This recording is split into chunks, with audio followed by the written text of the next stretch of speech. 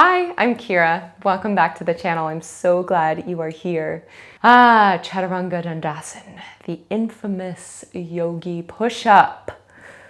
I have a love-hate relationship with Chaturanga, and if you like to go to vinyasa or flow style classes, it's kind of hard to get away from this challenging pose. It shows up a lot. How to do it properly? That is the question. So that's what we're going to be exploring today. I'm going to walk you through some drills that I learned from a brilliant teacher named Crandell, and a lot of the drills that I'll demonstrate here I learned in this article that he wrote, which I will put in the link below. Highly recommend you check it out. So you'll need a couple of props for today's practice. You're going to need a yoga bolster. If you don't have that, you could get a nice firm pillow or have 2 yoga blocks handy. And you're also going to need a yoga strap. If you don't have a yoga strap, get a belt, but get a belt with a buckle. And yeah, yoga blocks are going to be a good thing to have. If you don't have those, some books would be good as well. All right, so before we dive into this tutorial, please make sure you are warm. You specifically want to warm up your shoulders and your core. And last but not least, if you enjoy the videos here, please like and subscribe so you can stay connected to our community. I post videos very regularly, and I would love to have you see them. All right, let's get to it.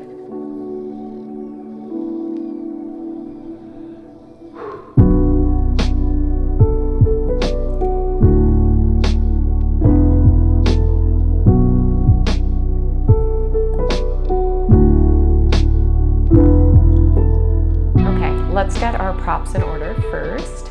So you're gonna grab your yoga strap. And if you don't have a yoga strap, you could try using a belt, but a yoga strap is really best because it's gonna give you the right amount of length.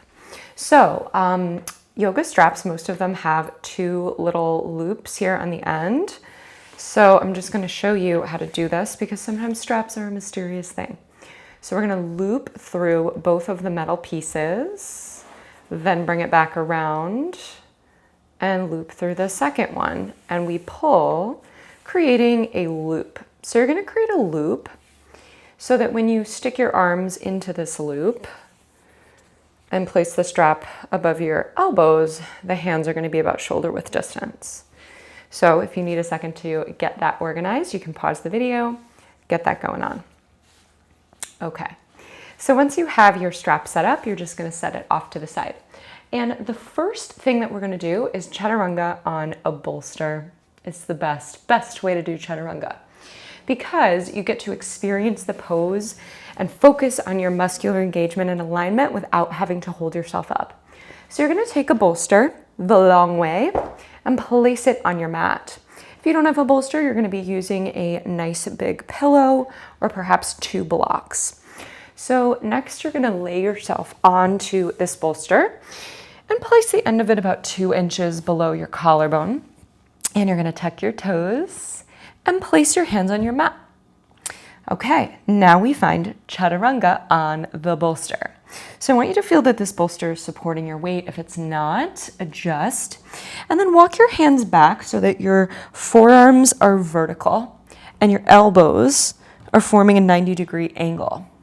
Good. So from here, you're gonna press your hands down and create kind of a pulling action. Think of pressing down and pulling your chest forward. Lift your shoulder tips and gaze forward. Now press down through the balls of your feet, so feel your thighs warming up, your abdominals, your glutes activating here. Straight, strong legs, reaching the head forward, pressing hands down. Good. Now from here, firm your upper arms into your side ribs. So imagine that you have $100 bills in your armpits and you don't want to let them go. So don't chicken wing your arms out, draw them in and breathe. Always, always, always, we must breathe. Good. Then let's take a little break. Just come up onto hands and knees, tabletop position, take some circles with your hips. Just shake that off. And so much of improving our technique in really anything physical, but specifically Chaturanga, is locking in that muscle memory. So we're just gonna repeat until the body remembers. So coming to lay down on that bolster, we walk the hands back until the forearms are vertical and the elbows form a 90-degree angle. And then we refine. So we root the feet down, we press the hands down, Press down as we pull chest forward. And then we lift the shoulder tips, yeah? So we're not slouching here. We're lifting the shoulder tips, gazing forward, rooting the feet, and then firming the upper arms into the side ribs. A few more breaths. You should feel your middle back muscles really active here. Thighs and quads charging up. Yeah, and then the arms and the shoulders should be quite active. One more breath. And then release it. Come onto hands and knees. Congratulations, you just did Chaturanga, one of the most challenging poses in yoga. I wish we could always do it on a yoga bolster, but it's a little bit challenging in a flow class. However, this is an amazing way to start to feel what a supported, safe, and stable Chaturanga feels like in your body. Okay, I'm going to show you another one of my favorite drills from Jason for improving your Chaturanga. So grab that strap now. And this is one that, may take a few trial and error times to really get the right placement of the strap. So you're going to take your strap with your nice big old loop and put your hands through it. And you may just want to watch me do it this first time. We'll do it several times. So placing your hands through the strap, when the strap is just above your elbows, you want your hands about shoulder width distance. So once you have that situation, you're going to find a plank pose and really watch my upper body as I do this. So we're going to find a plank and bring the hands a little forward of the shoulders because that's going to set the stage for a really healthy supported Chaturanga. So from here, just rock a bit forward and back. Feel that you're in an extremely strong and stable plank position. So not sinking here, shoulders and hips in line, slightly protracting the shoulders, i.e. finding cat spine. So shoulder blades are spreading apart. We're gazing forward. So now we're ready for the transition to lower into Chaturanga. So from here, we're going to shift forward and send the elbows straight back and then lower the ribs onto the strap. Press firmly into the balls of your feet, press your hands down, pull your chest forward. So you can see that the strap is creating like a hammock to hold my ribs so it doesn't let me lower down too much. And then also it helps to keep my elbows in place. So let's try that together, shall we? Now, one thing that's very important, this metal part of your strap, you want to make sure that it's not on your arm because that's not going to be very comfortable. So let's begin again. Try it with me. So place the strap on the arms, just above the elbows. Find your way into plank with your hands a bit forward of your shoulders. Now find your strong plank, press the hands down, feel your core fire up. Good, and think of pressing your thigh bones up and your glutes down. So super active legs. Now we're ready. We're gonna shift forward as we send the elbows back, lowering the ribs onto the strap. Now lift the shoulder tips. Keep the abs strong. And the strap's gonna do the work to hold the upper arms in. And then try to breathe here. I know it's hard. Try to breathe. And then when you need to rest, you'll rest. So you could just come back to a child's pose right from here.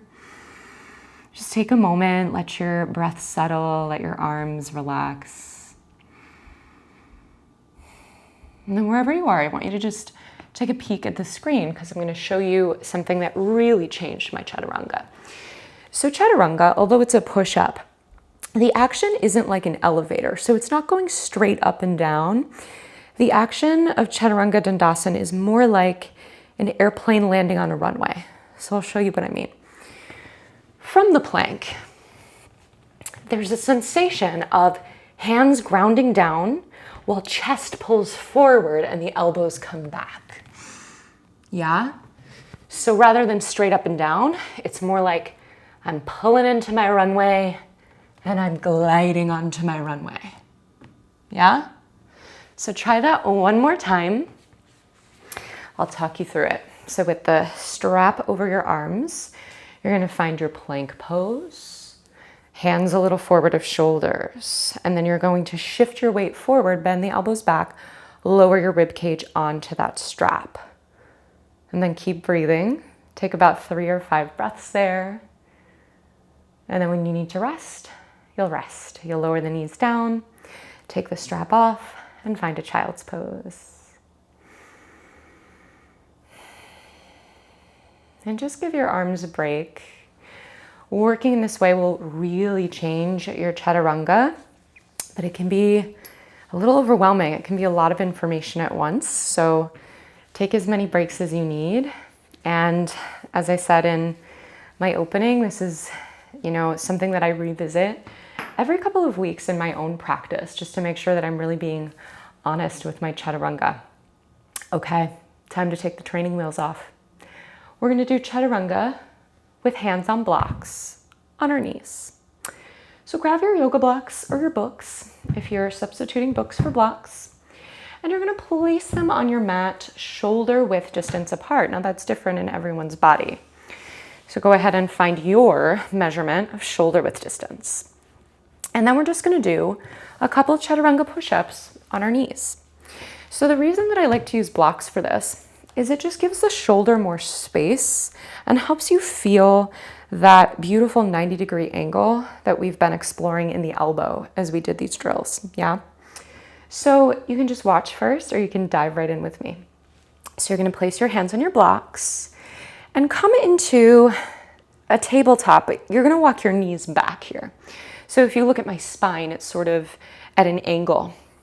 And then from here, I'm pressing my hands down. Remember your airplane landing on the runway? And I'm pulling my chest forward as I send my elbows straight back, firming my upper arms into the side ribs. And then I'll come up. So let's just do a few. Chest pulls forward, elbows move back. Press the ground away. Good. So chaturanga push-ups are really challenging for me. As you can see, I'm still building my strength here. So do as many as feels like you can maintain good alignment, and then rest. And you're also always welcome to do those from a plank position. I like to do them on hands and knees.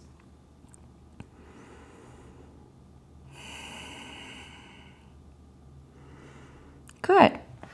So if you've got it in ya, let's do that one more time to really lock in that good muscle memory. Another thing to keep in mind with chaturanga, you don't always have to come down all the way. So when we did that exercise with the strap, that showed us what our stopping point should be. But to be honest with you, when I take a vinyasa flow class, I'll maybe do 8 chaturangas in the whole class. I really try to pace myself so that I'm doing healthy, stable, strong, supported chaturangas and not sloppy chaturangas, because those are good for no one. No one likes that. So doing your chaturanga push-ups again might look something like this. The elbows going back, but just coming down 1/3 of the way and pressing back up. But the important thing is not to let the elbows wing out. Remember, no chicken wings in yoga, maybe at a barbecue, not at yoga. So doing 5 or so more chaturanga push-ups, really keeping that in mind. And then taking a break in child's pose. You can lose the blocks if you want, because this is where we're going to end our tutorial. So just meet me in child's pose, balasana. Deep breath in, breath out. And if your forehead's on the mat, just rock it a little side to side. As a reminder not to take ourselves too seriously in anything we do on this mat. And when you're ready, just make your way to a seated.